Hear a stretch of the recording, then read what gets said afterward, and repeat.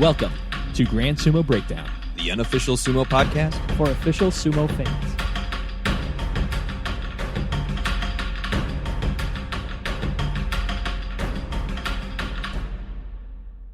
Welcome to Grand Sumo Breakdown. This is Ryan. This is Jake. This is Fleric. This is Mac. I'm sorry, Fleric, but I have to correct you. You are Yokozuna, Fleric. Put a little respect on your own name, man. Right, you're at Sukebito, Ryan. I'm so happy. Ooh. You could put a little bit more respect on my name, though. That'd be nice. Yokozuna down to Sukebito in one basho. We'll see. Yeah, we'll see about next basho. All right, that's fair. Welcome to the Grand Sumo Breakdown Haru recap episode. As we have mentioned in our past two bonus episodes, we are now in full coronavirus mode, so we are all recording in our individual houses very far away from each other. So we apologize for the dip in the audio quality. It's not going to be as good as typical. Hopefully in like 2 to 3 years, we'll be able to get back together and record as a group. So, as I mentioned, we had a couple of bonus episodes that came out over the past couple of days. Jake took a deep dive into Mongolians in sumo wrestling prior to Asashoryu, and then we also had our fourth episode of our Sumo D&D, our Dojos and Deshis series. So check both of those out if those seem interesting to you. Otherwise, all my work will have been in vain. Exactly. Don't make Jake cry. It's a very sad sight to see. And one last thing, we have t-shirts that are now available with our Grand Sumo Breakdown logo on them. You can go to redbubble.com and search Grand Sumo Breakdown, each individual words there, or GSB. So look that up and buy some if you are so inclined. We also plan on having more designs to come out. We'll work on that and let everybody know when those are ready. But I think with that, it's time to talk about the Haru Basho of 2020. So our winner was, for the 44th time in his career, Hakuho, getting a day 15 win over Kakuryu to clinch the Yusho. The June Yusho, we had two of them this time at 12-3. The aforementioned Kakuryu getting his 8th career June Yusho. And Takanosho going 12-3, his best career record ever, getting his first June Yusho. I'm sorry, who is that? Not really sure yet. Some guy named Takanosho. If you would have brought that up, I would have. I think he's in the same stable as Takakeisho. I think they're both in the Chiga no Ura stable, but probably somebody we might need to pay a little bit more attention to. Can confirm he is in the Chiga no Ura stable. So, I don't know. He's going to be towards the top of the rankings next time, so maybe somebody we should learn and recognize. Much like I think we finally recognized Daisho. Are we all there yet? I'm kind of halfway there. I recognize the name. So, continuing our conversation about Takanosho, he also got his first career Fighting Spirit prize, his first career special prize. To go along with that, Aoyama, he took home the Ginosho Technique Prize, his first career Technique Prize and his fourth special prize overall.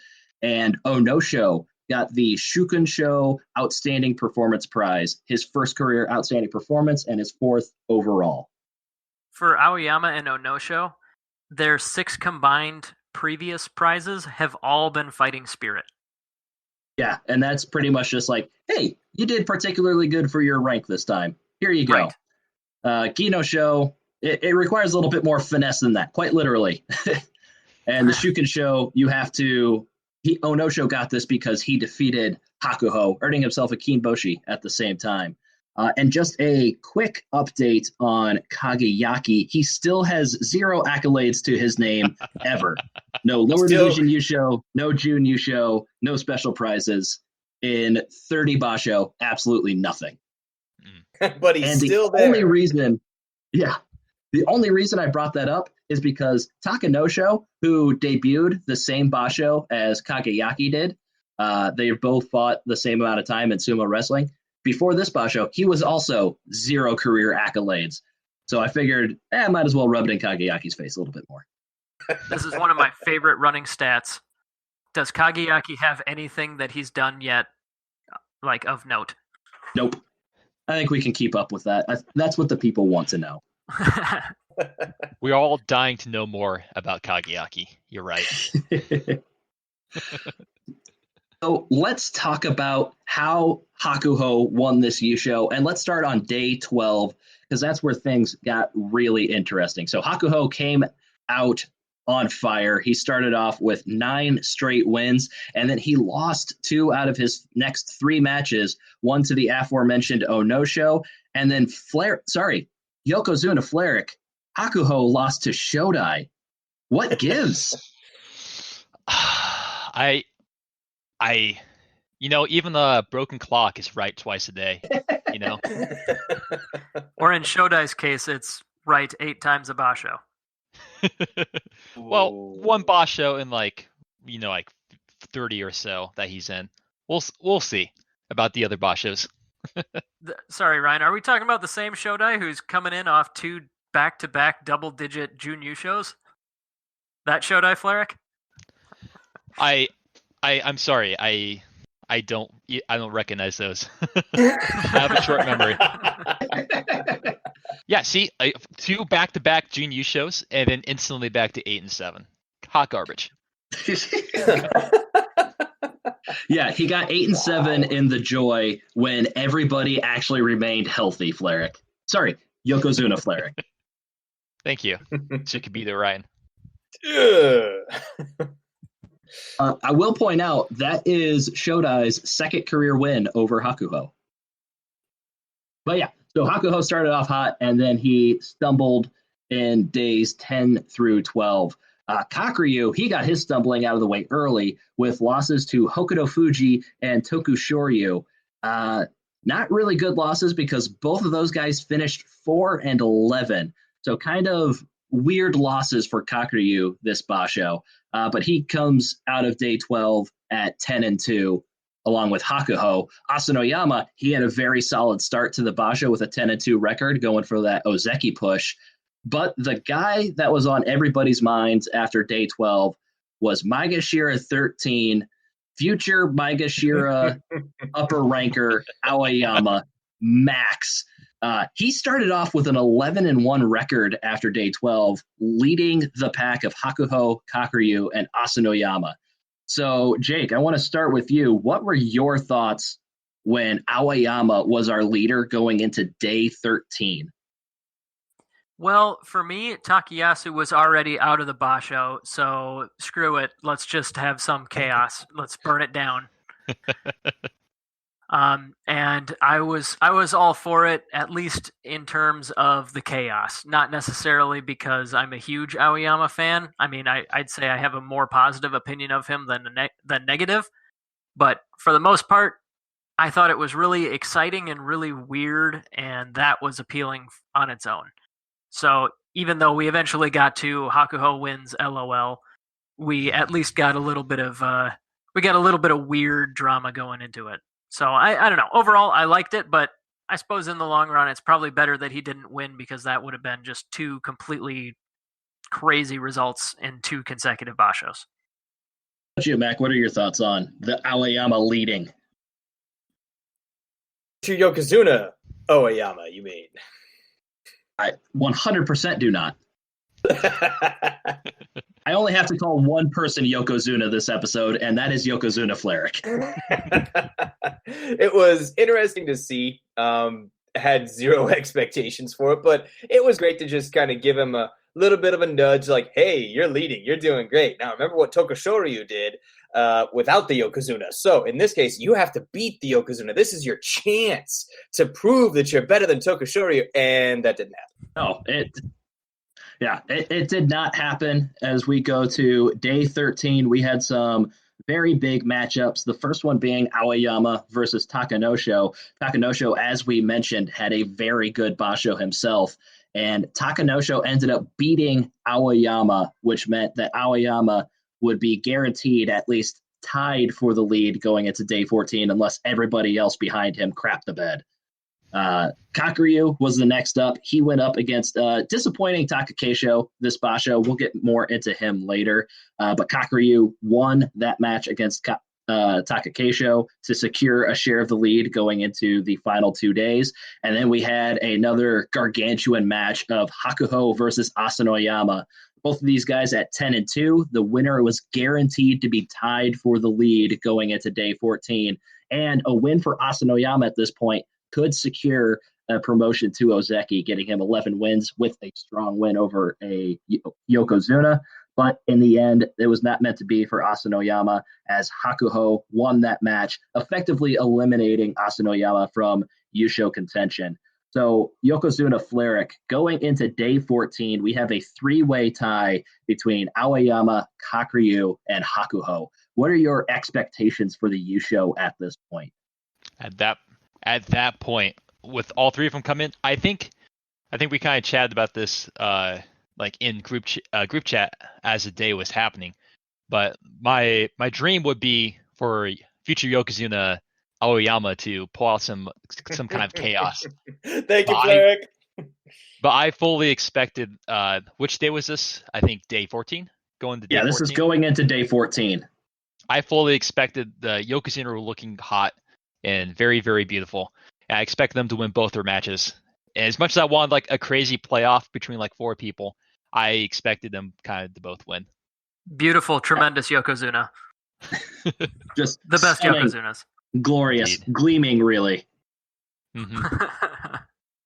Yeah, this was when I get to my point in every basho where I'm trying to figure out what's the biggest playoff that we could possibly get. And so I had my dream scenario where we could have had a playoff between Hakuho, Kakuryu, Asanoyama, and Mitake Yumi.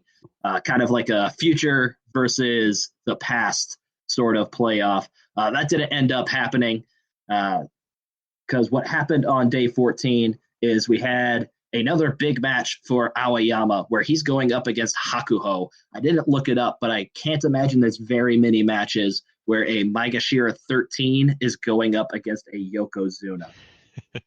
And it kind of ended up how you would expect a Maegashira 13 going up a Yokozuna would. Hakuho won, which eliminated Aoyama from Yusho contention.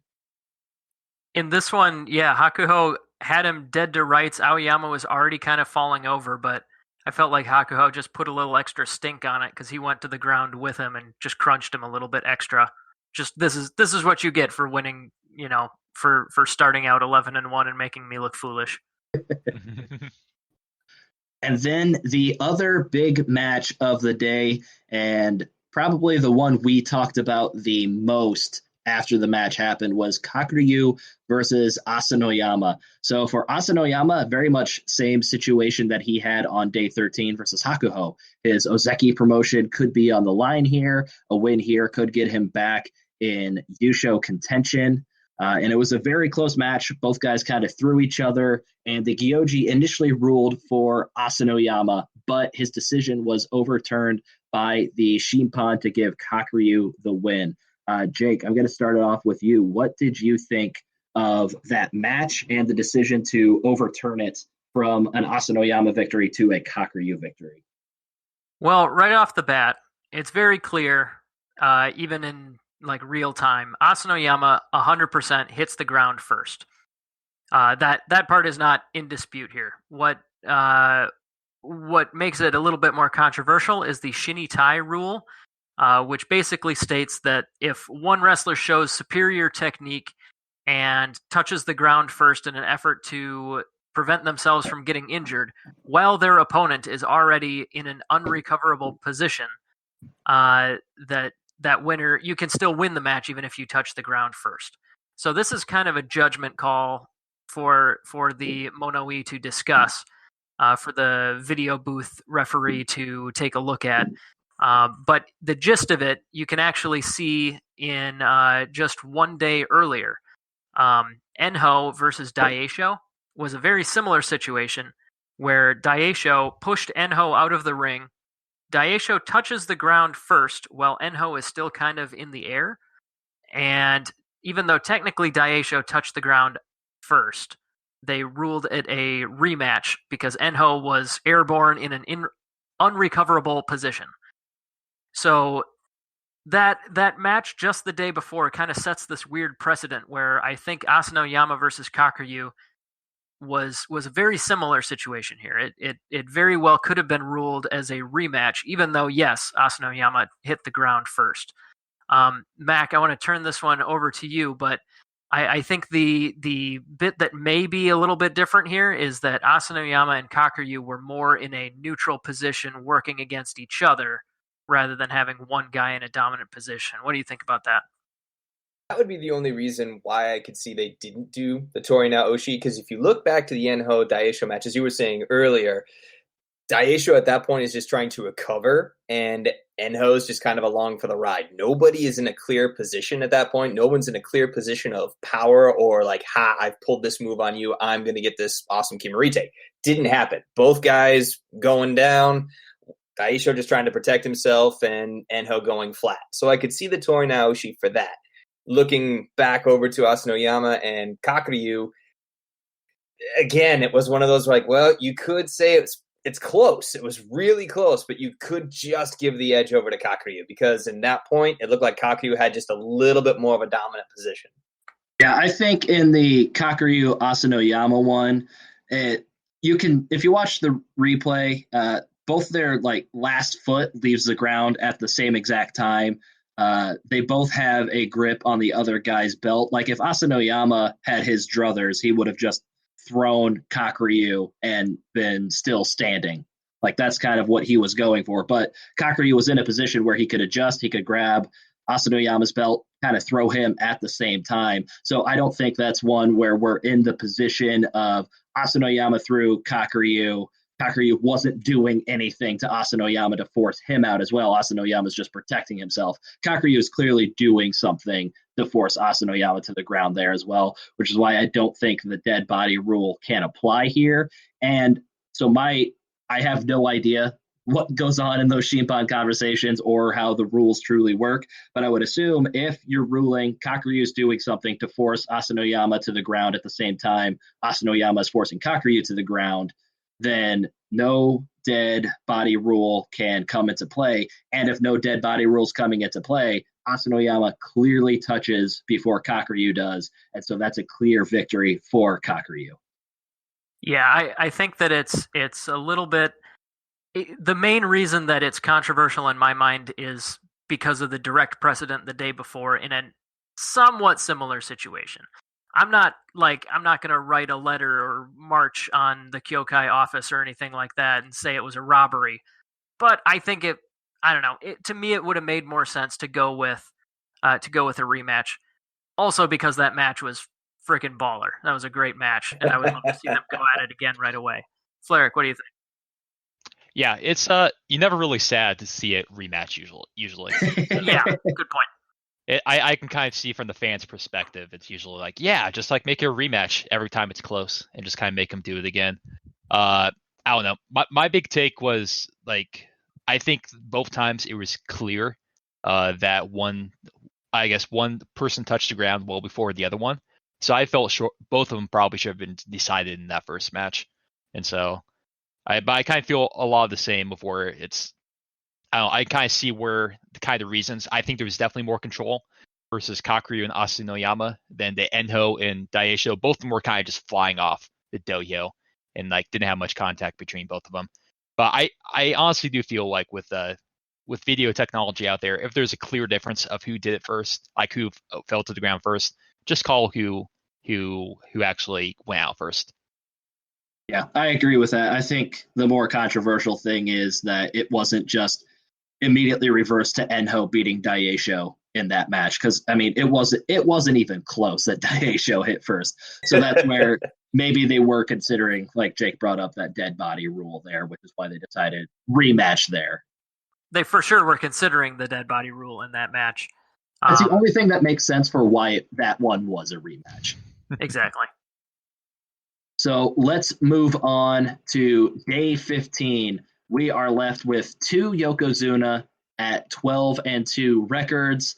and they are going up against each other to decide the Yusho in the final match of the final day. Can't really ask for much more than that, except for a future versus the past 4-way playoff that could have been happening. So this is actually the first time since Kyushu of 2013 where two Yokozuna met in the final match of the Basho with a tied record where the winner would be the winner of the Yusho. And in that, it was Haru Mafuji versus Hakuho when they were both 13-1, with Haru Mafuji defeating Hakuho in that match. Ooh, that's awesome. So Hakuho got not a measure of revenge against Haru Mafuji, but kind of avenged himself by winning this scenario and defeating Kakuryu to win his 44th Yusho. There is one other example I would want to bring up where the final Yokozuna versus Yokozuna match did determine the Basho, did determine the winner, but it wasn't a tie. It was one of those where Hakuho and Haru Mafuji again. It was those two in the final match on day 15. If Hakuho wins, he wins the Yusho. If Haru Mafuji wins, then they have to play off. And Hakuho won by giving him the Henka. Ooh, huh? That sounds like Hakuho. Yep.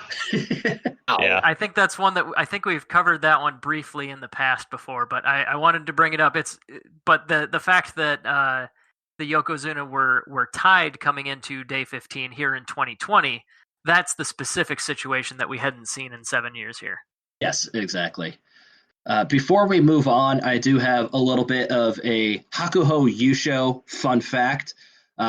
So I was just curious, like, what were Hakuho's winning records in his Yusho? So I looked it up. So his worst record in winning a Yusho was a 12-3 Yusho in Kyushu of 2007. So he's only ever won a Yusho once with a 12-3 record. And so this Basho, he won it with a 13-2 record. This is the 9th time he's won a Yusho with a 13-2 record. For comparison's sake, Haru Mafuji won 9 career Yusho. This is just Hakuho won 9 Yusho with an exactly 13-2 record. His first since Nagoya of 2014. And so then we move on to a 14-1 record where he has 19 career Yushos with a 14-1 record, most recently in Kyushu of 2019, and finally the Zensho Yusho, which is a 15-0 record, which Hakuho has 15 of those, most recently Haru of last year. So Hakuho has 15 perfect records, which I'm pretty sure we've said this before, is probably more than the combined Yusho of everybody else that's currently competing. He's good at the sumo. He's good at the sumo. Just another way to reemphasize Hakuho, way good at the sumo. Yeah, it was. I will say it was interesting going to the match because it was very, very hype. Kakuryu versus Hakuho. But like it was funny to kind of see like, oh, let's see like the stats on these two, like who has the favorite, and it was like 8 times that Kakuryu won to 41 or 42 times that Hakuho won. And I was like, oh, like I get that Hakuho is no longer the like step above like he once was everyone. So obviously it's a much closer match than it was in the past. But that just kind of like, oh, I have a feeling I know how this is gonna go. Yeah, I think we kind of discussed it a little bit. I think most, if not all of us, was kind of expecting Kakuryu to pull that one out because Hakuho wasn't showing his best sumo this Basho, and it seemed like Kakuryu was really getting on a roll at the end there. Okay, you said at the end there. I was about to interrupt and remind you who his original 2 losses were. Yeah, no. Besides losing to Tokushoryu and Hokuto Fuji. That is Yusho winning Tokushoryu that he lost. That is true. That is true. Let's give him the respect he deserves. And future Sekiwake Hokuto Fuji. I have faith. No more than Sekiwake, but I have faith that he'll get there at least once. Hokuto Fuji's got to be in that situation where he can get a couple Kinboshi and get like 11 wins from like Maegashira 5 or something, where he doesn't have to hit all the hard matches, and then maybe if he lucks out, that's how he'll get a Sekiwake slot one day. Yeah. He be the new Goedo? No, you have to be better to be the new Goedo. How many Kimboshis does Goedo have? I don't think Goedo has that many Kimboshi, actually. I think Jake is going to go look that up. It's because he's been Ozeki for such a long time. I think Mitake Yumi right now is the best candidate for new Goedo. Okay. Oh, that's a good one. Yeah. Goedo only had one Kinboshi. God, what a scrub. Right? Let's see, who was it over? It was over Asashoryu in 2010. Ooh. When did Asashoryu retire? It probably wasn't too long after that. I can't imagine anybody wanting to stay in sumo. 2010-ish, 2011. Yeah. It was that same basho. All right, he retired in shame due to a loss to Goedo. Yep, that was it. The Sumo Association forced him to retire after that. Yes. You gave up a Kinboshi to Goedo, who in the future will annoy 4 white guys in Iowa? You get out. You get out right now. But yeah, he that same basho, Goedo, and he only had 2 losses. It was Goedo and Hakuho. But he went 13-2, won the Yusho, and then retired in disgrace before the next one. So yeah, just a fair warning to all the Goedo fans out there. Just because he retired doesn't mean we can't still crap on him. So, do you guys have any more thoughts on either of the Yokozuna here? I think my last thing on Hakuho is just that he clearly isn't at 100% health. I think that bicep that he tore last year is still bothering him. And so he's still the greatest of all time, and that's why he can still pull off a 13-2 Yusho. But I don't think we're seeing the same dominant Hakuho that we had in previous years. Anybody else got any more thoughts on the Yokozuna before we move on? I think Asanoyama will be the next one. Hot take right there. I'm the first one who's ever said it. Speaking of Asanoyama, he did. Sorry, Fred, I was going to say that. Hey, give him the title. Sorry, Yokozuna Flair. Mac, you are 100% correct. Right, you are. I think it was really cool that Kakuryu came out with a Jun Yusho at 12-3 after apparently getting some criticism from the Yokozuna Deliberation Council. So it kind of really shut up people saying he should retire.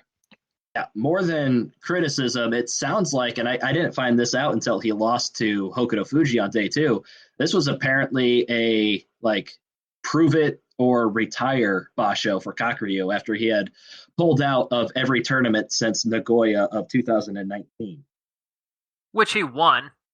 Oh yeah, he won, but I think they kind of want their Yokozuna to show up a bit more. Obviously, they had that whole Kisen Osato thing where they lose all credit, and they're clearly hypocrites.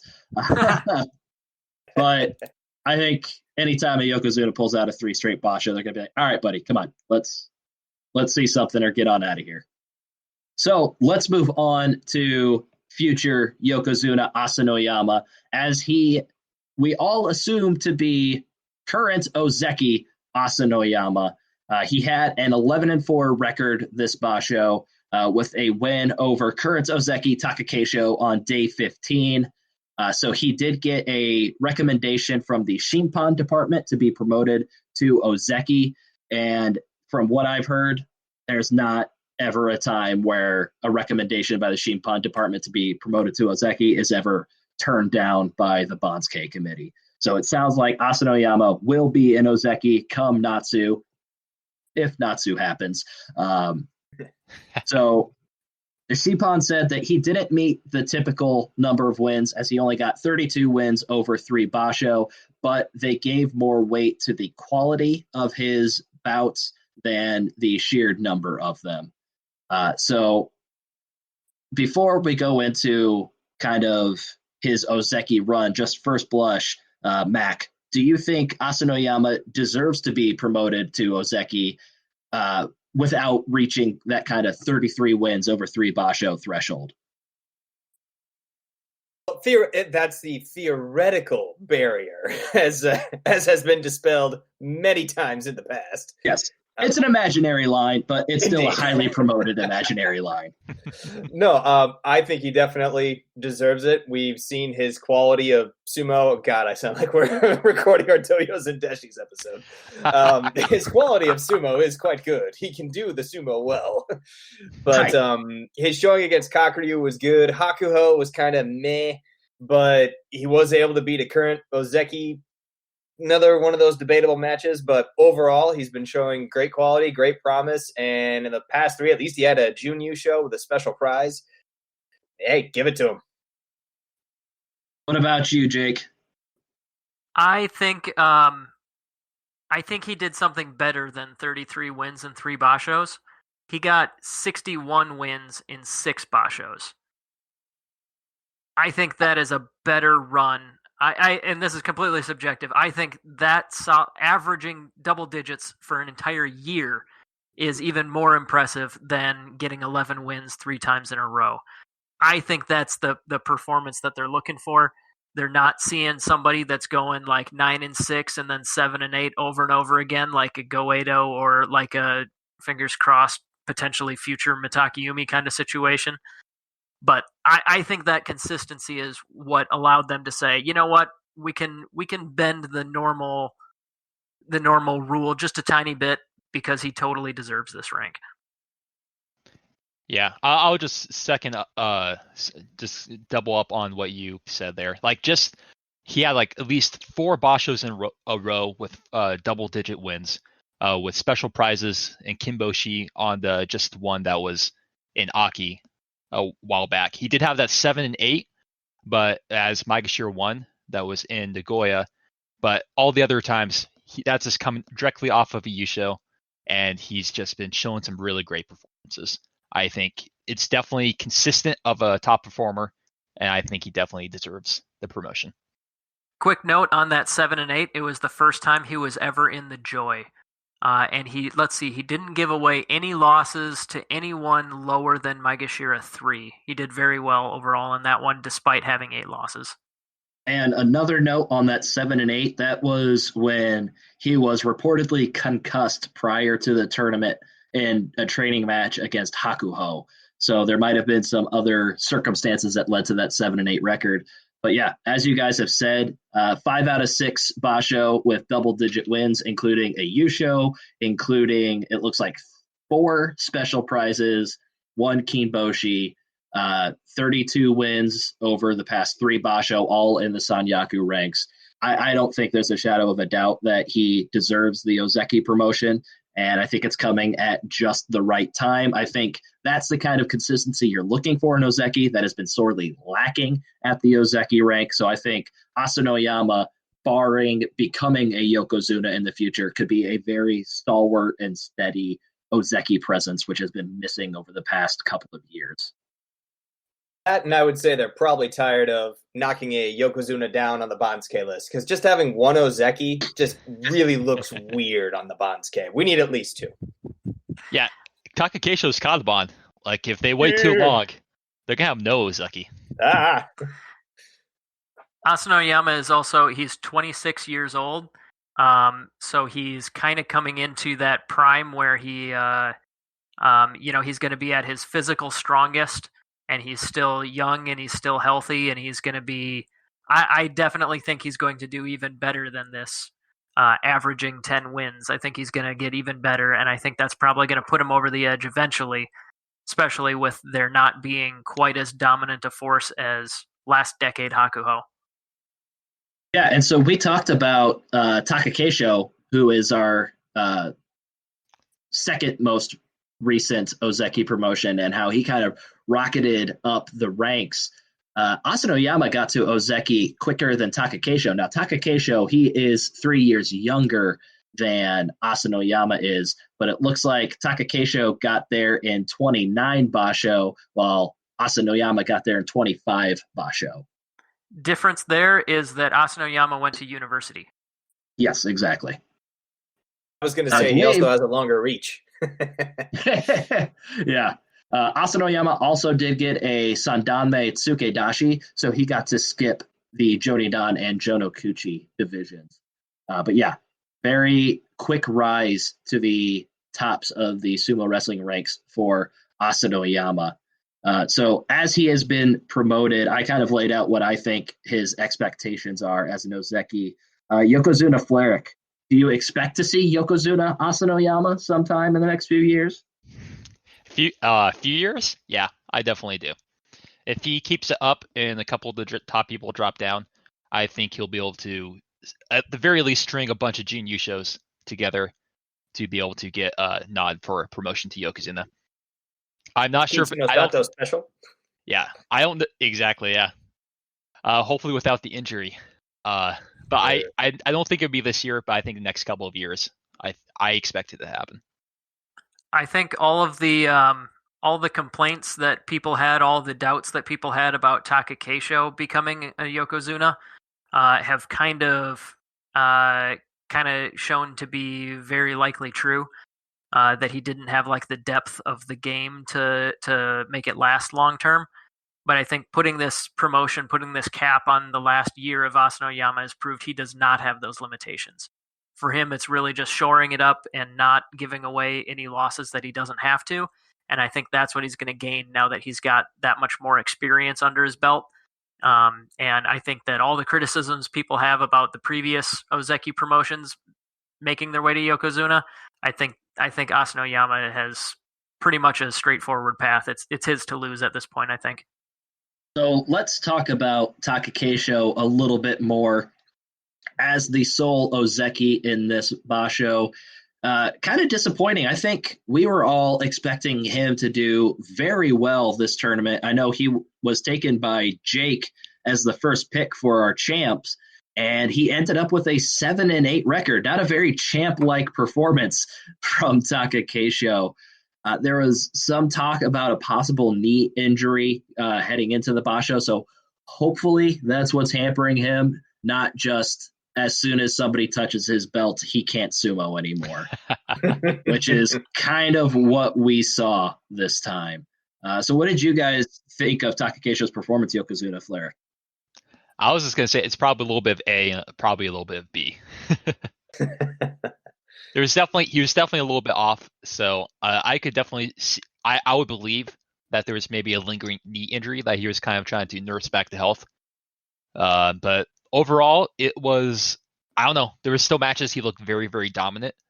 And then other matches where he just he just wasn't looking like himself. So I would like to kind of see some more matches before I make any huge kind of decisions about him. But it kind of looks like he just kind of had a little bit of an off basho so far. I would agree with that. Being somebody who had great faith in him, obviously picking him first in our draft coming in, I was expecting more. But yeah, the knee injury rumors, I'm kind of, I don't know. I didn't really see it because to me it seemed like it. I don't know. Maybe it's just my misunderstanding and my not being an athlete who knows how knee injuries work. But like, it didn't really seem like there was any specific thing that was bugging him. He was just kind of a little slower than average. It just didn't seem like he was, putting in as much spirit. But I guess I would say I was happy to see that he got to face Onosho because he was depressingly doing too poorly to deserve both Yokozunas. So they gave him Onosho instead. And that rivalry goes all the way back to, I think, middle school, right, Fleric? That's what I've heard. They're just good friends, and kind of grew up in sumo together. Yeah, it's nice to see them face each other, but it's too bad that it was because Taka Keisho was doing poorly. Yeah, I would like to mention that I do think the knee injury, definitely kind of loss of spirit and power are kind of two big signs. If you don't trust your knee or leg to kind of work, there's going to be kind of a lot more hesitation going into there. Sure. I think that was the biggest thing that I noticed in his matches. I like that use of loss of spirit because typically you see a Taka Keisho match where he's just blowing people up, pushing them back, and there's nothing they can do. You saw that a couple of times this basho, but you weren't seeing it as consistently. He was letting people get into his belt way quicker than they typically do. So hopefully this is just a bump in the road for Taka Keisho. Once again, he's 23 years old and already an Ozeki. So hopefully he can get Kachikoshi next time, stay Ozeki, and then just kind of learn from this experience and do better. Yeah, I mean, health is definitely his biggest nemesis. His style of sumo and his level of skill is a potential hindering factor out there, but it's clear that health is like one of his biggest things. And yeah, like I said, I think he looked slow and less spirited, but that's clearly got to be something physical going on. Even if I'm not able to recognize it as a knee injury, just whatever. But yeah, it seemed like normally when Takakeisho loses, it's because he's going too hard on his all-out pushing attack, and just somebody gives him the old matador trick and steps out of the way. But this time, yeah, he was letting people get to his belt back and forth. It was awful. Flair. Maybe he was just kind of partying a bit too much with all the Corona quarantine going on, and like he just kind of took a page out of Goeido's book. Like, you know what? I'm Ozeki. Like, I can take a basho off. There you go. He doesn't seem like one of the perks, along with a parking spot underneath the Toguki-Con. I don't know. From what I've seen from Takakeisho, as somebody that I'm a pretty big fan of, I guess I should say that I want to think that it is something physical that he can recover from. Because if it's just mental, like he doesn't care, that would be a lot more devastating, I think, to me long term as a fan of his. Yeah, I think you're right overall, too. Let's talk about the other Sekiwake in this basho, and that is Shodai, his second career basho as a Sekiwake. Mac, why don't you just heap your praises onto Shodai for such an impressive performance? Following up a couple of double-digit bashos, he gets a Kachikoshi in the Joy. Just how amazing is Shodai looking right now, Mac? Well, right now, he is just looking phenomenal. I mean, seriously, look at what this guy... If for a man who is known as hot garbage, damn, he is burning everything up. Jake, can you just flow praise upon Shodai as the shining beacon of sumo wrestling that he is? Of course, and I'm sure Fleric will agree with me here, but Shodai beating Hakuho on day 12, I think that the transitive property makes Shodai the new best in the world. Fleric, would you agree with that? No. I think there might be some gaps in your logic right there, Jake. Don't know what you're talking about. I mean, that's how the GSB belt works. If we're going to use that logic for the GSB belt, why wouldn't we use it for sumo wrestling? I would accept Ura before Shodai being the best in the world. Jake's right. If we did that, Takanosho would be the current best in the world. Bingo. Because Takanosho beat Shodai on day 15. So, who? Yeah. Exactly. There's a name here that says they beat Shodai. I'm not sure I've ever heard this name before, but yeah, it's somebody who beat Shodai on day 15. Never heard of him, but I somehow know he has more accolades to his name than Kageyaki. All I know is I love his smile. If you see him in a couple of his photos, it's like he just has this jovial smile, like Chiyomaru. I feel like I have you ever heard of face blindness? I where you can't recognize people's face. I think I have it for this one specific guy. I would believe it. I have a very acute case of face blindness. Yeah. 6 weeks.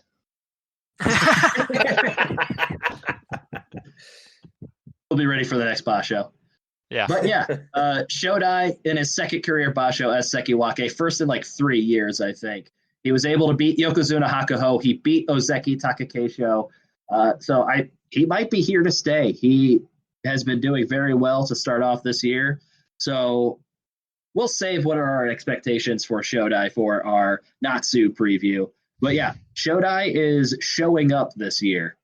Let's talk about a couple of guys who decided not to show up to this basho. That would be the Komusubi rank of Hokuto Fuji and Endo. Both of those guys ended up with losing records. Hokuto Fuji, in fact, tied for his worst record ever with 4-11, which he's done 2 other times.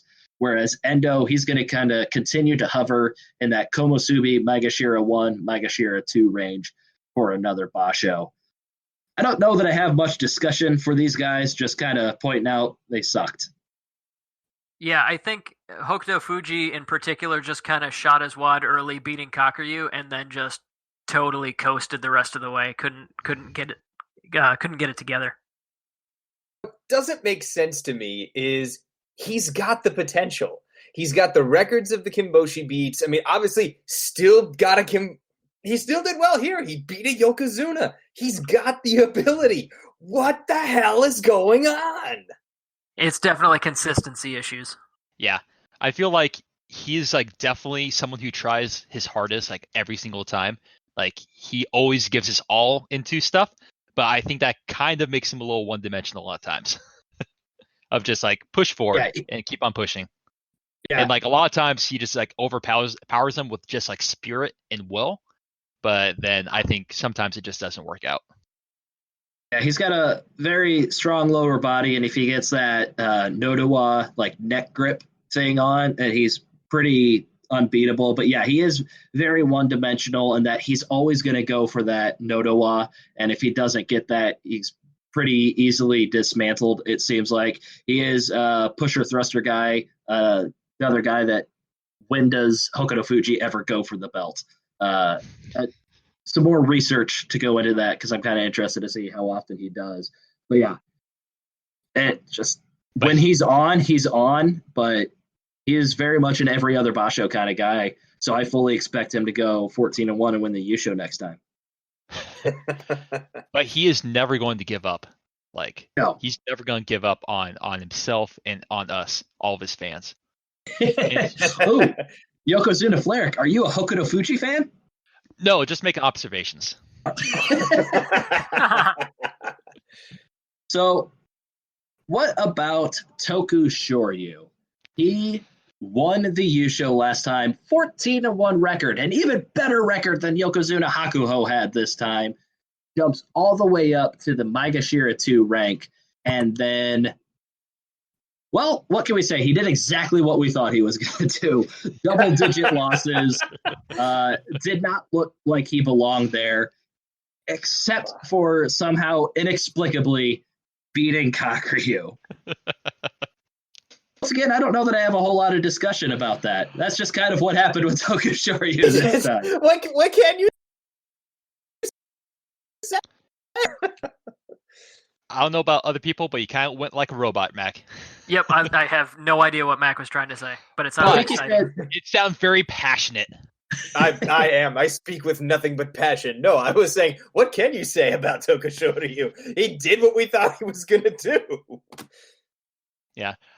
I guess the one thing I really hope that during the next basho that everyone applauds him during every single match, because that is what he deserves. After that, he is like the people's champion. He is like the everybody. Like if I joined Sumo and somehow like tricked my just kind of somehow slip my way into a Yusho, like he's like gives me hope that it could happen, and that he deserves to be just cheered in front of a crowd for every single match. And he did us proud by being Kakuryu. He did us proud. Quick note on that, Yokozuna Fleric. The Olympics got postponed today. I think the chances of there being a crowd at the next basho are fairly low. If they went forward with this one, I think they'll go forward with the next one. But I think we might easily be in another situation where we have no crowd for the basho. So maybe in 2 basho or 3 or 4, then once Toku Shoryu is down in Juryo, he can finally get that crowd behind him and rise up the ranks. I expect huge applause down in Juryo and many, many banners, so huge stacks of Kensho for every single match. Even though it's Juryo. I think that for the next basho, if they're still not allowing fans, they are still allowing all the wrestlers, right? So I just say like put one wrestler every other box or so, keep them nice and socially distanced and whatnot, but like have them cheer, just to fill out the noise just a little bit, so it's a little less awkward. There you go. I like that idea. We've got Mitake Yumi, who was at Maegashira 3 this time, coming up with a 10-5 record, and based on how the Bansuke is going to shake out, we're going to have Mitake Yumi back at Sekiwake, I fully believe, for the next basho. What do you think, guys? Is this finally the time for Mitake Yumi? Is he finally going to put it? We're coming into the hot summer months. This could be his time to put together an Ozeki run. He's going to get one Jun Yusho in the summer here, and then he'll be going through the cycle again, I think. Yeah, I expect a very strong return to form of 9-6 from Sekiwake. Correction, 1 Yusho this summer, Jake. That is the trend that has been happening. Not Jun Yusho, Yusho. Well, yeah, but I feel like it's, he was kind of doing like big ups and big downs, and now he's kind of going to settle in a little bit. Slightly lesser accolades, slightly smaller Makekoshis and whatnot. I think it is the way. I have come to this opinion just since it was mentioned earlier in this episode. I think he might be the next Goedo as far as consistency goes. Mac, what happened to Enho this time? Hey, baby Enho. He's fine. He's just not growing up fast enough. He's not eating his Wheaties. He is not yet 500 pounds. No, he's got to keep eating his Wheaties. He had a couple of really good matches. As always, really dynamic and fun to watch, but people are starting to figure him out. As we knew it would happen, that ceiling, he's finally starting to hit that ceiling. He's starting to get figured out. Yeah, I noticed that he's bouncing off of people a lot more than he did in previous bashos. He would be able to do his initial charge and like kind of stick to the belt of the other guys. That's not happening so much this time. And I'm just looking at his record for this basho, where he finished 6-9. He didn't get any wins against anybody in the Sanyaku ranks. So he did very well against the Sanyaku last time. This time, not so much. Well, as anybody who has used Velcro can tell you, that the longer the Velcro is around, the less it sticks each time. So that's why now he's getting to the top where these guys are veterans and they've been there a long time. Those wrestlers are just not as sticky. So I think it's finally, as a scientist, that's my peer-reviewed hypothesis. So if we don't have any more thoughts on Enho, what are you laughing at? I was just laughing at the Enho Velcro hypothesis. How far behind is your audio, Fleric? No. Just the way you said, like, if we don't have any more thoughts about this, it just cracked me up.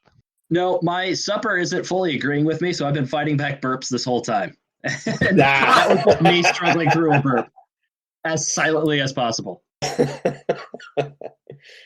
Were we moving on to other guys that we had thoughts on, or? So I was going to go on to Koto Nowaka, and then we'll move on to the rest of the guys. So Sure, okay. Something that was pointed out on our YouTube comments by sixth member of the podcast, Hota, apparently we have neglected a third prince that goes along with Naya and Hoshoryu, and that is Koto Nowaka. So, as we've discussed extensively on this podcast, Naya is the grandson of Yokozuna Taiho. He had a 4-3 record at Makushita 8 this basho, so he's trying to work his way up. What'd you say about Ryuko, Max? Sorry, didn't quite catch that. Oh, he beat him. So I was happy with that. Ryuko beat Naya.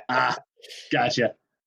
And then Hoshoryu is the nephew of Yokozuna Asashoryu. Hoshoryu had an 8-7 record from Juryo 9 this time, so he'll be moving up the Juryo ranks. But Koto Nowaka kind of came in around the same time as both of those guys. He is the grandson of the 53rd Yokozuna, Koto Zakura, who competed in the 60s and 70s. Koto Zakura won 5 career Yusho. 4 were actually as an Ozeki and 1 as a Yokozuna. He actually retired pretty quickly after becoming Yokozuna. He only had 8 basho as a Yokozuna. And in addition to that, his father, the former Sekiwake Koto Nowaka, was also a sumo wrestler, as he was a Sekiwake, like I just said. But Koto Nowaka has said himself that his rivals are Hoshoryu and Naya. So when we're talking about these young up-and-comers with ancestry in sumo wrestling, we have to be talking about Koto Nowaka a bit more now, as he is clearly the best performing one so far after he just had a 9-6 record in his first basho in the Makuuchi division. He does have about a 2-year head start on those guys, though. Does he? Okay. Yeah. it's close, and I by all means he belongs in the group of future third, second generation, what have you, sumo wrestlers, but still we can't compare them quite directly yet. I do hope to see them face off against each other soon. I'd love for those three to stay close. Well, I do know there were a couple of basho where Hoshoryu and Koto no Waka were in the Makushita Joy together. So there might be a couple of matches against each other. They might have missed each other in there, but they were ranked around the same area. I was going to take a look for that, but I found it instantly, so I'd like to share it now. Koto no Waka is 2-0 against Hoshoryu. Okay. Nice. So, Yokozuna Fleric, I know that towards the end of the basho, you were saying, oh, he didn't get the 10-5 Fighting Spirit prize from newcomer. I don't care about him. Does this pique your interest a little bit more in Koto no Waka now, knowing that he is the third Yokozuna prince? Oh, definitely. If there's anything I love about sports, it's good drama. So the fact that there's kind of a storyline behind this guy, I'm going to be paying a lot more attention to him. So the prince, that means like they're heir to the Yokozuna throne is what they're battling for, right? Exactly. Oh, it is also something that I saw was that it is assumed that if Koto no Waka, the current Koto no Waka, ever gets to the Ozeki rank, he would change his Shikona to Koto Zakura, the same as his grandfather. Oh, wow. That's cool stuff. If anime has taught me everything, these three guys are also after the same girl. So, Jake, now it sounds like you have somebody in mind that you wanted to talk about, the other Rikishi in this basho that we haven't gotten to yet. Oh, nothing serious here, but I thought it was good to see Ikioi back in the top division, getting a winning record and not being horrifically mangled. That was kind of nice. It was nostalgic. Well, then you would have liked that very much when the exact same thing happened in the last basho, where he was 8-7 from Maegashira 15. I felt like he was duct taped together a little bit less this time. I didn't see any significant injury issues presenting themselves day to day for Ikioi, and that's very abnormal for him. Gotcha. What about you, Mac? Were there any other guys you wanted to make a quick note of before we moved on? Just want to say a big shout out to my boy Chiyomaru. Thank you for not having COVID-19. Thank you for coming back. Wish you would have had a winning record, but 7-8 coming off of a fever and testing for COVID-19. You're a trooper. Thank you, sir. 7-5 in the ring. What about you, Yokozuna Fleric? I love the words that you say, Ryan. To keep you Ryan. Yeah, I just kind of have a little bit hot take. I kind of noticed this time around against Kota Shogiku. And the fact that I just kind of really hate his tachi. I don't know if you guys noticed the way he does it. He usually puts waves his arm down, predictably puts it down, waves the other down, and predictably puts it down. And I just hate how predictable the timing is, and it's really easy to get kind of a jump on him. And we kind of saw that I really saw that in day 10 against Azumaru. And so I just don't like it. That's all I gotta say. Yeah, Koto Shogiku, former Ozeki, been dropping down the Bansuke for a while, has another losing record. I think this is his fifth or sixth consecutive losing record. Let me take a quick look. 1, 2, 3, 4, 5, 6. Yeah, so he has 6 straight with either a 6-9 or 7-8 record. I think we're approaching Intai levels. I'm not sure if he's a guy that he has to get down to Makushita to consider that, or if he ever gets to the point where he's demoted down to Juryo, then he'll call it. I think he might be a guy that okay, I'm down in Juryo, I'm done. I think a guy that might wait till he's down in Makushita again is another falling Ozeki in Tochinoshin, who is, I think, 4 years younger than Koto Shogiku. But ever since his demotion from Ozeki ranks, he is falling even quicker than Koto Shogiku did. He is currently Maegashira 9 with a 6-9 record this time, so he's going to drop down a couple of more ranks. I don't think he'll be quite as far down he won't be quite as far down the Bansuke as Koto Shogiku, but we've got a couple of Ozeki toppling down the Bansuke. And we'll get to on our Bonsuke prediction episode, but we've got a former Ozeki that's going to be rising up to meet them. But we'll talk about that more next week. So if we don't have any other guys to talk about, let's go on to the results of the lower division Yushos. So in Juryo, we have Koto Shoho, who won his first ever Yusho in any division. He is only 20 years old. This is his third basho in Juryo and his 15th overall. Yeah, it's his first Yusho, but not for lack of trying. He is 84 and 38 overall, like his entire career, which spans barely 2 years. This guy, I definitely had not heard his name or paid attention before this recap, but he is on a prospect track as well. And Piper totally agrees with me, doesn't she? Piper agrees. Oh, yeah. Piper is very hype about Koto Shoho. He has only one losing record in his career, and he should be making his Makuuchi debut in the Natsu Basho. So that is a guy to look out for. In Makushita, the Yusho winner was Nishiki Fuji. This is his first career Makushita Yusho. He is 23 years old and has been in Makushita for 15 straight Basho. He made it up all the way to Makushita 3, but he got injured and missed the next basho, so he is trying to climb his way back up to that level. In Sandanme, we got Ura, his second career Sandanme Yusho. His previous Sandanme Yusho came in his previous comeback attempt from when he got injured while in the Makuuchi division. So he will be in Makushita next basho to try to continue his attempt to make it back up to the top division. In Jonidan, we have Dewa Noryu. This is his first career Yusho in any division, only his second career basho, and he is a 19-year-old from Mongolia. And then in Jonokuchi, we had Shinohara. This was his first career basho, and he is 18 years old. And so, as we mentioned before, kind of referenced an Ozeki that might be coming up to Makuuchi division. That is Terano Fuji at Juryo 3. He went 10-5 this basho, so not as good as he did last time. That should be good enough to see him back in the Makuuchi division for the Natsu basho. And I think that will be his first time back since like May 2018. Quite a while back. Unfortunately, January 2018. Oh, geez, even further. Okay. But unfortunately, joining him, getting an 8-7 record from Juryo 1 is my nemesis, my longtime foe, Koto Yuki.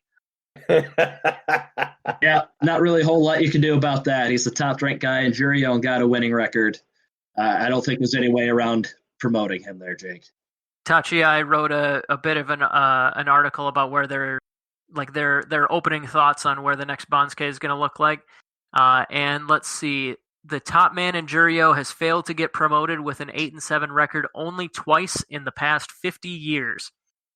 So, fingers crossed, make it 3 times, but it's unlikely here. Yeah. Yeah, Diamami definitely deserves to stay with a 5-10 record. Yeah, about that. No, if it's anybody, and this is more Bonsuke episode talk, but if it's anybody that would kind of force Koto Yuki to stay down there, it'd be somebody like Meisei, who was only 7-8 at Maegashira 17. But like I said, that's not going to happen. It's going to be Koto Yuki up in the top ranks. So, as I alluded to earlier in the podcast, the 2020 Olympics will be delayed. And it sounds like that's probably going to happen in 2021. And so Hakuho has famously stated that he wants to stick around in sumo long enough to participate in the Olympic opening ceremony and do a dohyo iri for the Olympics. I guess I want to just go in because like his role in the Olympics that was coming up was not an actual opening ceremony to our knowledge. It was actually he was going to be a torch runner through kind of the district where a lot of sumo stuff is at. He was going to kind of run for a segment of that. Yeah, and I think there was some dohyo iri planned for the Olympics that he wanted to participate in as well. If he's going to run a torch, do you think they'd make him run in a mawashi? Better than making him run in a yukata. Yeah. Neither one sounds very appealing at all. What I would have liked to have seen was him running in his Kesho Mawashi with his dew sweeper and sword bearer behind him, and then him just holding the torch as he's running along. See little Enho just bouncing the sword. And you know that Enho and Ishiura have to take twice as many steps as Hakuho when they're running. Exactly. So, how do you guys think this will affect Hakuho and his plans for retirement? Obviously, he still has enough juice in him to win a Yusho. We'll see if he has enough juice in him to participate in back-to-back Yusho or back-to-back Basho. We'll see if he pulls out of Natsu. My money is on yes, he will. That's the trend. But how do you think this affects Hakuho and his plans for retirement? Does he stick in another year to try to get there? Or is this getting pushed back, maybe increase the likelihood that he retires sooner? We'll start with Mac. What do you think? I think that the injuries are still going to stack up. I mean, yes, he's got enough in the tank, obviously, to reassure his dominance at the top of the chart, but time keeps moving forward, and those injuries and losses are going to pile up. So even though he wants to stick it out for another year so he can be a part of that ceremony, I still think he's going to retire at the end of the year. I don't think it's going to affect anything. Yeah, I think I mostly just agrees with Mac. I think, he has the twilight of his career in his mind. He probably wants to avoid like any really serious injury that will make kind of after Sumo just like terrible, because he can kind of walk now. So I think him kind of only being a torchbearer probably kind of made him a little less excited for the Olympics. So I think it's like before, as soon as he kind of feels like it's time for him to go, I think it's irregardless of the Olympics, I think he's gonna go ahead and retire. Let's put a over under on it, or just like which Basho do you think he retires in with this news of the Olympics? So Mac, it sounds like you're putting it after Kyushu of this year. He's going to call it a career. I think so. What about you, Jake? I would put it at, I'd say like Haru next year. I think as that deadline gets closer, somebody that competitive is probably going to try and push it out just a little bit. I would guess he even if he sticks to his guns and says end of 2020, I bet he'll probably keep going just a teensy bit more. What about you, Yokozuna Fleric? I'm kind of feeling Kyushu as well. Yeah, kind of finish it up and then get into the holiday season of next year. I think I kind of push forward my timeline because I said the first Basho that he pulls out of after the Olympics will be the one that he retires.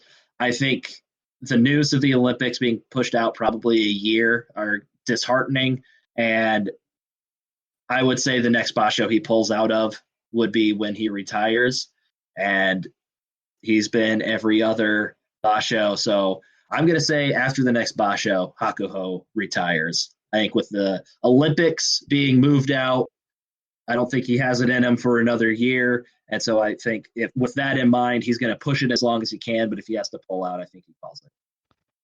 The hot take. I like it. So I guess we know which one of us is the Haku hater. I don't want to see him retire. That's just what I'm going with. I have no That's not ill what you're feelings. saying, though. I have no ill feelings for Hakuho whatsoever. Yeah, he just has a psychological profile of Hakuho in his mind, and this is what the model tells him. The math and doesn't in his lie. head, I know what he's thinking at all times. So with that, let's take a quick break, and when we come back, we will discuss our prediction series and punishment. We are back, and we apologize for the lack of a commercial that you normally expect from us. Unfortunately, due to some social distancing, we had to shut down our commercial recording studio. They will be back when it's safe to be around people again. Which is hopefully never for those specific people. Jake, why don't you tell us what the exciting trek that our GSB belt went on this Basho? It was quite a journey that it went on. Yeah, I'm kind of frustrated at this project now. In my notes, I have 7 bullet points that just say Ura. Because the GSB belt, at the beginning of the November tournament last year, the very first match of that tournament, we decided the winner of that very first Jonakuchi match on day 1 would be the GSB title holder. And whoever beats that person gets the title, and whoever beats that person gets the title, and so on up the ladder. Eventually, it'll work its way to a Yokozuna. However, in that very first tournament, on the very last day of lower division matches, Ura, on his super hot streak comeback return tour, he won the GSB belt and has held it for now a full 2 bashos. So it's not really all that exciting, but it is moving very quickly because with a 7-0 record, he's going to be moving up into the lower Makushita ranks. So that'll be cool, I guess. From a couple estimates that I did before we started this project, generally it takes about a year to a year and a half for that title belt to work its way all the way up. And it is certainly on pace to do so again. So maybe once Ura starts running into some competition, this will get a little more exciting. But for now, not so much. So with that boringness out of the way, we will move on to the not boring because it's your project, Jake. Boring because Ura made it so. I have no regrets about my double fingers. Yeah, for those who can't see our Google Hangout, which we've invited only us 4 to, Jake flipped me the double bird once I insulted his project, and he's doing it again. But let's move on to the prediction series, where, as you may have figured out, Yokozuna Fleric reigned supreme. Yokozuna Fleric, tell the people how you arrived to such a glorious victory.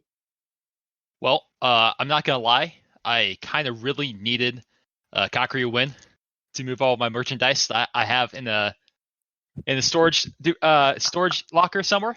So this is good. Get your keychains, get your lunch boxes, get them while they're hot. Kakuryu, 2 more years. No, I think I definitely lucked out that I picked the Yokozuna that was doing well, and I picked Shodai, who is normally hot garbage, and he proved right again by getting a 8-7. But I mostly lucked out by all my co-hosts to this podcast just being awful with predicting sumo. Yeah, that's on me. Takakeisho and Kakuryu were the first 2 champs off the board, and then it was up to me. And I had somehow talked myself into Takayasu going on this amazing Ozeki run when Hakuho was still on the board, Asanoyama was on the board, even Takanosha was still on the board at this point. Mm-hmm. Who? So yeah, I made a dumb. I made a big dumb and chose Takayasu, and that's why I'm the loser. You did pick Diamami, though. That wasn't too bad. I did end up with the best chump. You picked Diamami for a chump. But our fans, how they ended up against us. So Fleric ended up with 25 total points. Mac was in second with 21. Jake finished in third with 15. And I had 10 total points, all of them from my chump. Our fans, they ended up with 17 points as they selected Takakeisho to be their champ, and they rightly predicted Tokushoryu to be their chump.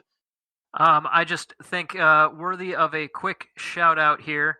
Our fan on Twitter, Leonid Krugliak, sorry if I'm saying that wrong, picked Hakuho for a champ and Tokushoryu for a chump, which would have been far and away the winner had that been an actual team in this competition. And not only is he a fan of ours, he is the guy who does the Crystal Ball Bansuke predictions for the Tachiai blog and kind of my spiritual Bansuke sensei. Ah, there you go. So, as the loser of this prediction series, I have a punishment that has been prepared for me by Yokozuna Fleric and the others, as I need to read a prepared statement, which I have not seen to this point, and I'm not 100% sure where that is located. Yokozuna Fleric, can you direct me to this prepared statement? Yes, I can. If you just kind of scroll slowly down, you should kind of see it on our little outline for the episode. And I thought, Tsukebito Ryan, like, what is, like Yokozuna and his Deshi, but best friends, actually. And though obviously you would think that doing a prepared statement, we would do I will make you say some terrible stuff that would make you feel very sad. But I decided let's do something together that I always wanted to do. Let's kind of have like a friendship prediction series at the end of it. And I thought, what better to do than a homage to a podcast we both enjoy, and probably the thing that kind of inspired me to want to do Jurio Live, of where we cover stuff live. It is Pistol Shrimps Radio, and I wanted to just kind of do some free throw scriptures back and forth to each other. All right, I can get down with that. Are these all scripted out? It's all scripted out, yeah. It's I'm not nearly that creative. All right, so it looks like I will start this off. So, and Rainbow the whale catcher was out on her maiden voyage, just looking for spermies and humpbacks. And everyone knows about Lot's wife. Turned into a pillar of salt, but no one talks about his sister-in-law, who turned into a sneeze worth of pepper. And Lilac the leper came down, but half of him stayed up because his body parts were dusted off into a chalk pulp. And it was at the very moment that Maggiano, the sausage restaurant man, went to get his hard breadstick to prepare for battle. What just happened? I don't know. What is this? Something you do, in your spare time? What is this? It is a reference to a podcast of where they kind of people who watch, I guess, rec league women's basketball, and they try to give some play-by-play, but they don't know anything about basketball. And so they led into doing some kind of scriptures during free throws of where they just kind of make up scriptures of what they say. That was really good, Ryan, but oh wait, there's an ellipsis right at the end. I think there might be more.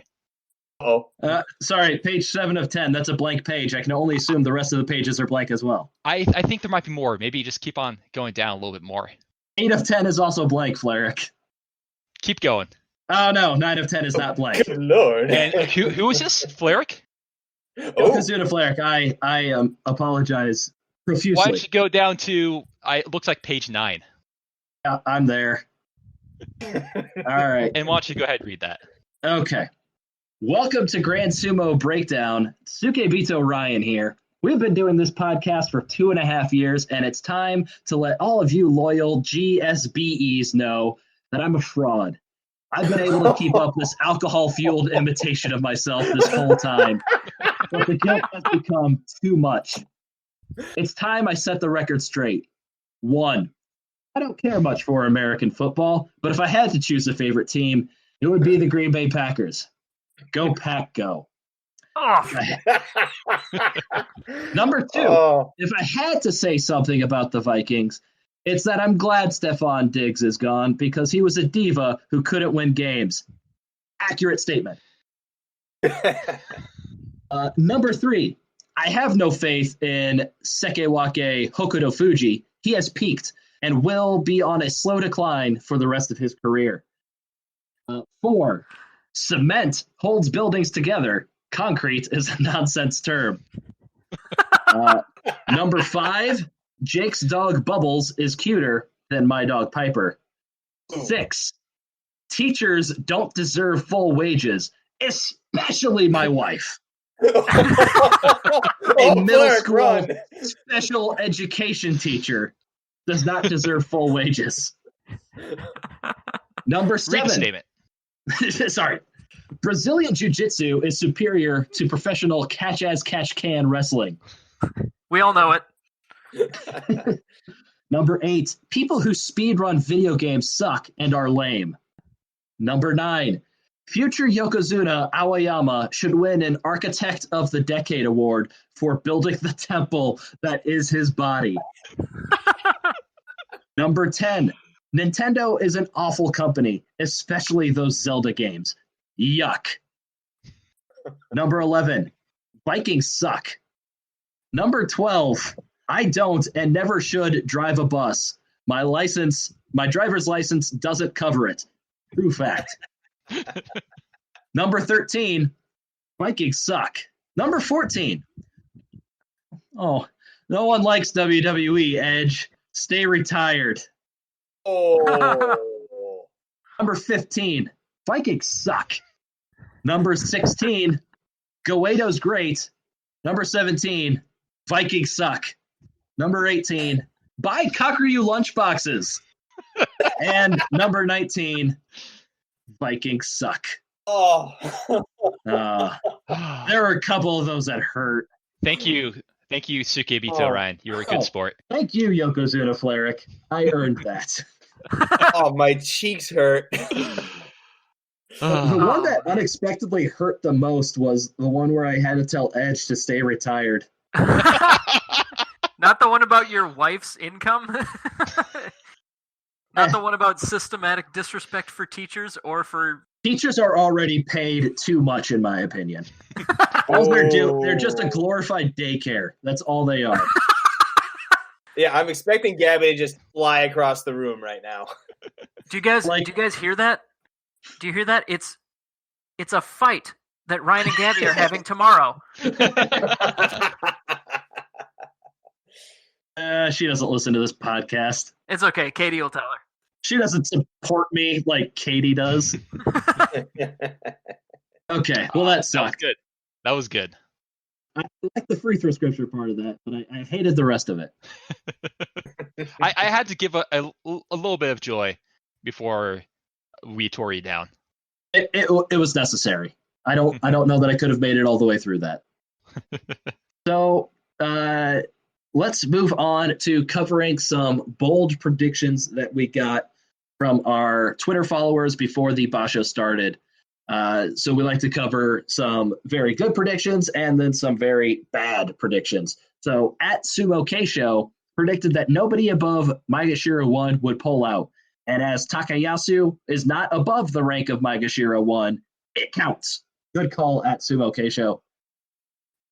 At Josh I with a very bold prediction of strong Yokozuna game, which I think is the first time that was correct since like Natsu of last year or something. It's actually bold somehow, yeah. Yeah.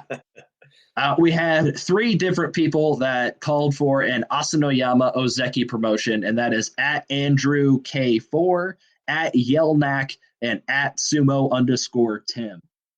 At Heather Jochins said that Kakuryu would stay healthy and does not go Kyujo during week 1, which after the past 3 basho is bold indeed. Something unexpected, but at Darren_Liner predicted the Takakeisho Make Koshi when Takakeisho was widely considered to be one of the favorites for this basho. So that's probably one of the better ones we have here. And then my favorite thing to do, the long list of predictions that somehow somebody all got wrong. So at Hakiyoi_Sumo, all of these things that I'm about to say were predicted by him. Endo Yusho, not by a long shot. Shodai double-digit Make Koshi. He got a Kachi Koshi. Asanoyama day 15 Make Koshi. Not only did he not get a Make Koshi, he's getting promoted to Ozeki. Takayasu strong Kachi Koshi, which I assume to mean double-digit wins. Hey, he got 0. More like 0 wins. Enho, 5 wins or less. But boy, Enho got 6 wins. Hakuho, not too solid. Is a Yusho solid enough for you, Hakayoi Sumo? For Hakuho, that's a little bit of disappointment. Only 13 wins. He also predicted Tokushoryu with a day 15 Make Koshi. Tokushoryu had that Make Koshi secured up a long time ago. He had Takakeisho early withdrawal. While Takakeisho had a losing record, he stayed in the entire time. Dayamami, very strong basho. 10 losses and a ticket right back to Juryo. And then he also predicted Hokuto Fuji Make Koshi. So 1 out of 10 predictions correct for at Hakayoi_Sumo. Please still listen to this podcast. and please send more predictions so that I can make my fantasy picks in the exact opposite direction. Yeah. Good template. Good showing though. That was a solid list, very bold, and just didn't work out this time. Let's move on to the Grand Sumo Breakdown Awards. Jake, take it away. Our first award is the Sound Effect Award. Especially because of this being the Ghost Basho with no fans, we got to hear a lot of fun noise we usually don't. Quick honorable mention on this was Toshinoshin and Takara Fuji loudly grunting at each other throughout their whole match. But the winner here was when Ishiura beat Chiyotairyu on day 4. Chiyotairyu landed flat on his back on the floor, and it sounded like he was going to take the whole arena down. That was a real fun one. I've got a slew of awards that I'm going to go through here. First up is Silence Sucks, and the winner to that goes to Takayasu. On day 4, his injury basho day, I'm discombobulated because I'm remembering the cries of pain and the thud as he hit the ring. I watched it several times, and it just his yelps and his cries like, for God's sake, help the man. Oh, it was a silence. Definitely sucked that day. Yeah, I was super scared because I kind of saw his leg kind of laying like at kind of a weird angle, like his foot. So I kind of thought like something kind of really bad happened. But no, it was just kind of his leg just twisted in a completely normal position. He was just tired from the match and needed extra time to recover. Yeah. Ugh. But I was scared. Yeah, I was scared for a second. I will happily go the rest of my sumo watching career without listening to somebody make noises like that again. That was real rough, especially being my favorite guy. Next up, we have the Bucket List Award. This goes to Tokushoryu. The man has nothing left to prove. He's gotten a Yusho, and this tournament, he got a Kimboshi. You done good. Now get out of here. Whoa! He can stay up there as long as he can with his skill, consistent skill. It's too late, Flair. He's already getting booted down the Bonsuke. Yeah, You but done good. he done good. But like, I want more. Next up is the Ryan's Worst Nightmare Award. This one goes to Aoyama, future Yokozuna Aoyama, and his wonderful performance through Haru. Everybody, just give him a big round of applause right now. Aoyama, you did great. I was very scared after day 12. That was like, oh no, Tokushoryu is going to happen again, but this time nobody's going to like it because it's freaking Aoyama and who cares? Like, Aoyama's not going to break into tears like Tokushoryu did. Like, I was prepared to be pissed off at a Tokushoryu Yusho, but then, I mean, he was crying, and who could hate that? Same effect would not be had for Aoyama. One thing that I think we should borrow from the Tachiai blog is to Aoyama by his real given name. They call him Big Dan. I'll just call him Dan, because if I call him Big Dan, then I might like him. Our next award is the Maybe Daniel. I like the name. Nobody likes Daniel. anybody named Daniel. Especially you, listener named Daniel. Oh, he goes by Dan, and you know it. All right, fine. Next award is Rookie Worth a Lookie, and we already kind of touched on this. It goes to Kota no Waka, 9-6, not bad, fresh from Juryo, and now knowing a little bit more of his pedigree, I expect better in the future, but definitely worth a look. I'm sorry, he's worth a lookie. He's worth a lookie. That is, I should read how I wrote it. We should That make makes sure me that happy. all of our awards. We should make sure all of our awards rhyme, and that definitely upped this one. Next up, we have the Heating Up Award. This one goes to Kiribayama. This is his second basho, and he was promoted up to M8, respectable 9-6. Before then, he was lower, got another Kachikoshi, so definitely could be one to watch for the future, I think. I have a theory about that guy. I think he's played a lot of Tekken, the video game, as a child, because he's trying to get those back grabs all the time. And we all know back grabs are worth more damage than side grabs, so that's what he's kind of going for. Yep, you've nailed it. And our final award, as always, is the Match of the Basho Award. We had 4 nominees this time. The first one being Asanoyama versus Mitake Yumi on day 6. A good back-and-forth match between these guys. Mitake Yumi ultimately ending up the winner there. The aforementioned Tochinoshin versus Takara Fuji Grunt Fest. It was exciting. It was grunty. It was a good match. Then we had Kakuryu versus Asanoyama, the one we discussed in depth earlier on the episode. Not only was it a close finish, but it was exciting up until that point as well. And then I don't think at this point we're ever going to turn down a Yokozuna versus Yokozuna match to be a candidate for a match of the basho. Hakuho versus Kakuryu on day 15. These guys never fail to disappoint. Wait. Nope, that was said wrong. These guys always disappoint. Wait. These guys are good at sumo together. Wait. And They we constantly are failures at disappointing you. there it is. This was a good match. Thank you, Yokozuna Fleric. You saved us. But Red ultimately, we are going with Kakuryu versus Asanoyama as the match of the basho. Had a little bit of controversy in there, whether we cooked that up ourselves or not. And it was just a fun match with a very good finish. So that is your match of the basho for Haru 2020. Basho. Yeah, I think afterwards, Just you after the fact, knowing that after the fact, now that we know Asanoyama's Zeki, that one really stuck with me just because of how it really felt like Asanoyama showing there. Like, it was a back and forth grapple. He was right. They were both playing right into each other's strengths and just going head to head. Asanoyama getting his back up against the Tawara and managing to spin Kakuryu all the way around to try and get that throw. Phenomenal. That was just excellent sumo. I loved it. Yeah, I would like to just mention the Hakuho versus Kakuryu. I also just really enjoyed it as a match. I just thoroughly enjoyed the battle for grip change, like during it. Like, they were just really kind of going for that. It was just really kind of cool to see. But I agree that the Kakuryu versus Asanoyama was just fantastic.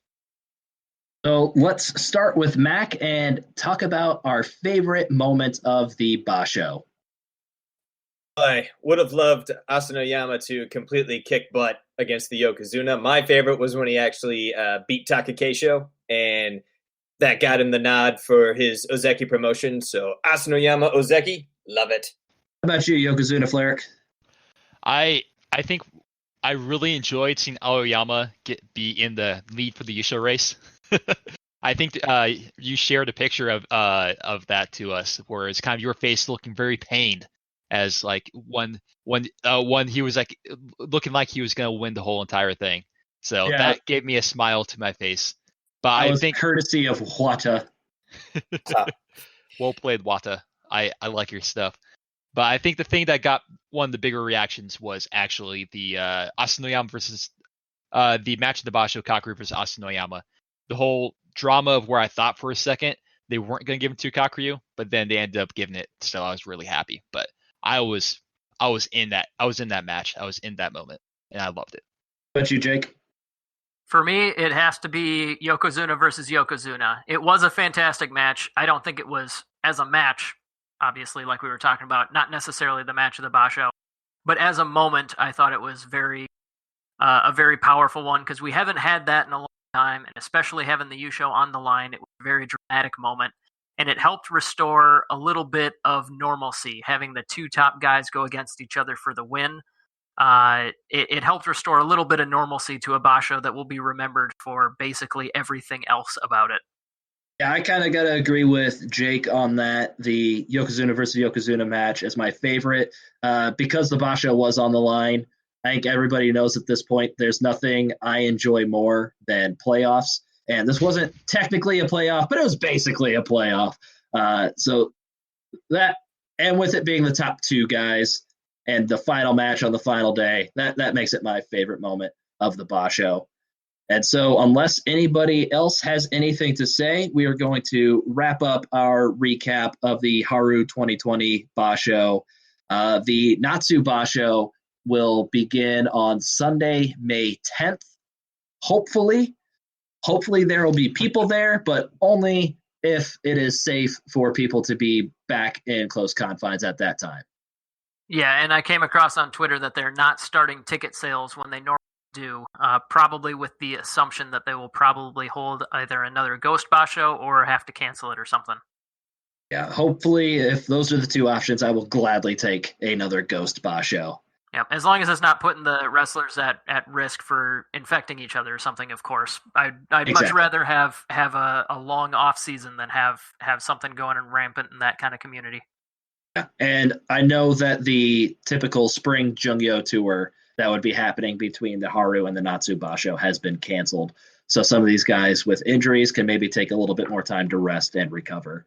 And something we didn't actually talk about, Asanoyama, typically for newly promoted Ozeki, they don't do too incredibly hot their first basho as Ozeki because they have so many different like media things that they have to do, like a whole bunch of parties and stuff they have to do. This whole coronavirus thing could work to Asanoyama's advantage, where he might not have nearly as many things that he has to go out and do. So we will see how that affects him. But if you enjoy this podcast, you can leave us a 5-star review on Apple Podcasts or your favorite podcast listening service, which now includes Spotify. That was a seamless transition, so you could beat it, Ryan. If you want to find us on social media, you can find us on Twitter, Facebook, and Instagram, Grand Sumo Breakdown. Our blog is grandsumobreakdown.wordpress.com, where you can find links to all of our old episodes as well. Keep track of our bonus episodes that we are putting out some extras of these days. Have any questions, comments, or corrections, drop us a line at grandsumobreakdown@gmail.com or give us a call at 805-613-7866. That's 805-613-SUMO. That'll wrap up this episode. Stay safe and far away from everybody else. Thank you for listening to Grand Sumo Breakdown.